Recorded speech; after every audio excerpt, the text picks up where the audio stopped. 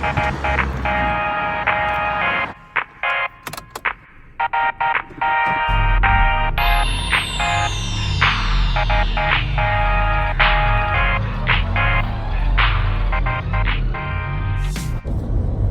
what's happening, YouTube? All my fellow road warriors out there, welcome to another ride and another rant, ladies and gentlemen. That's right, you could always expect a rant or two when you hit the play button to this channel that we call Ride and Shine. Hope everyone's making that money the smart, the easy, and the right way, and I hope everybody's enjoying this beautiful weather.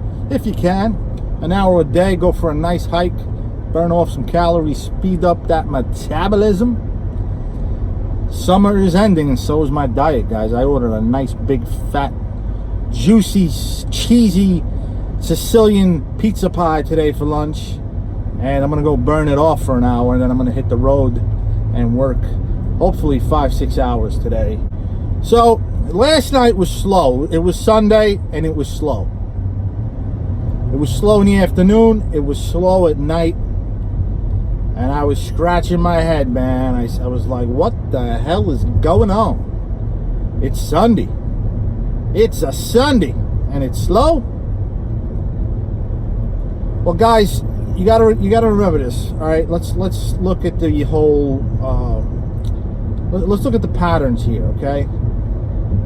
Every year in September, it slows down. Yes, the schools are back. The kids are in college. I got a couple of college calls yesterday.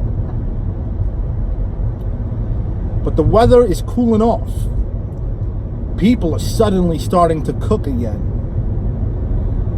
Especially if you're in a hot city like I'm in. If you're in Arizona, Florida, or most of the country, hey, you know, climate is changing. Record hot temperatures, hot summers everywhere. It's hot. Summers are hot. Nobody cooks in the summer. That's why we make pretty good money in the summer. At least I do. But you're going to get a slow point, just like in early spring when the weather starts to get warmer. You're going to hit a slow point in the late summer when the weather starts to get cooler.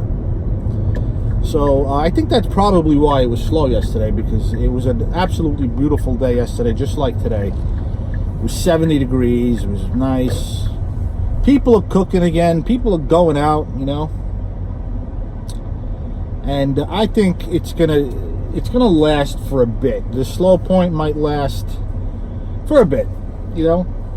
I don't think it's gonna last the whole season, but it is what it is, and we're gonna have to expect that, guys. So if you want to boost your chances of making money, I think you should try to put some stock in that early access scheduling for Doordash. I know a lot of you guys say you only make a couple $100 with Doordash a week. It's slow in your market and oversaturated markets full of drivers. If you're only making $124 a week because you're unable to schedule yourself, then it's very possible that your market is oversaturated with drivers.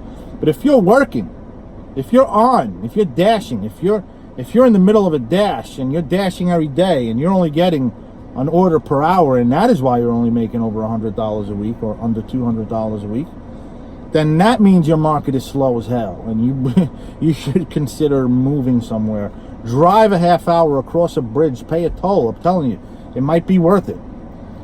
It could very well mean the difference between making $50 a day and $150 a day. So pay that $12 toll, whatever the bridges are. Here the bridges are crazy, man. $15 to cross a bridge. New York City's crazy, but just pay that toll. Go to another city. Drive a half hour. You're gonna make an extra $125 a day. It's worth it. It's worth the commute. You know what I mean?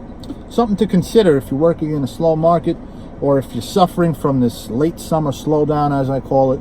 It's due to happen. It's bound to happen, and I'm expecting it, and I think it's happening now. Now, if you don't want to travel across a bridge or 30 minutes to another region of your town or city, to another city, you may want to travel to a different part of the region that you're in. Because sometimes if you're not on schedule and you're depending on to just dash now, you're hoping for an opening, you're hoping to just hit the dash now button and just jump into the fleet, into the rotation and start working. Well, A lot of times we're staring at the phone, we're trying to get in, we're waiting for that opportunity, and it doesn't come, right? This is what I do. I go to a part of my region where very few drivers go to, which is on the southern part of the region, where it's not as busy. That's why a lot of drivers don't really want to come here. I'm working here right now. But on the flip side, on the upside, yeah, it's not as busy down here as it is up north of the region, where it's more urban and more commercial. But there's less drivers down here, so you're going to get the bulk of the orders. Even though the demand is low, there's less drivers. So what I recommend is go and move around your region, and you might get lucky and see an opportunity to hit the Dash Now button.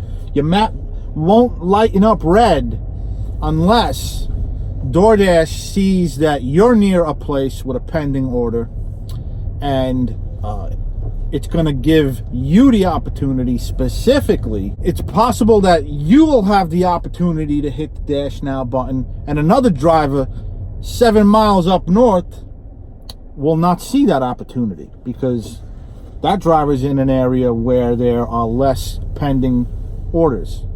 So just something to think about. Anyways, guys, I'm going to go finish up my coconut water. I'm going to go hike for a good hour. It's 3 o'clock in the p.m. and then I'm going to hit that road for that dinner rush. Be well, guys. Be safe on the road. And most importantly, keep riding and keep on shining. Until next time, this is Antonio signing off.